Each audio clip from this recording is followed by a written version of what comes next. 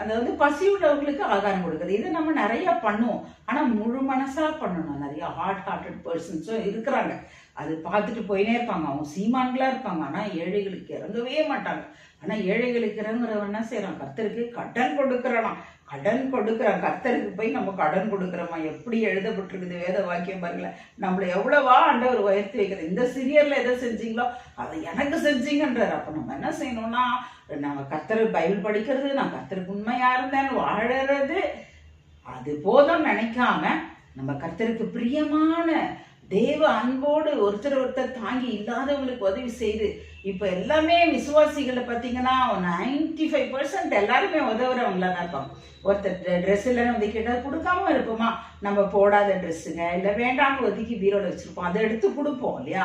ஆனா அதுலயும் சிலர் தேர்ந்தெடுத்து ஒன்றும் ரொம்ப இதுவா இருப்பாங்க. அதனால அந்த மாதிரி ஹார்டா இருப்பாங்க.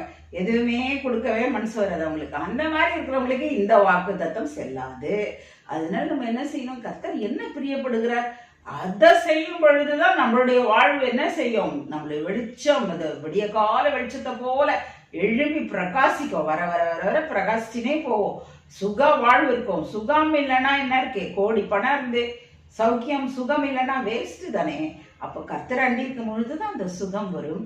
நமக்கு முன்பாக நீதி போகும் பொழுது நம்ம அவருடைய கட்டளைகளை கீழ்ப்படுகிறதுக்கு பலன் கிடைக்கும். அவருடைய கட்டளைகளுக்கு, என்னுடைய கட்டளைகளுக்கு கீழ்ப்படின்னு ஆண்டவர் சொல்றாங்க. கீழ்ப்படிதான் நான் உனக்கு நிறைய ஆசீர்வாதத்தை தருவேன் அப்படின்னு வேதத்துல நம்ம நிறைய பாக்குறோம் இல்லையா?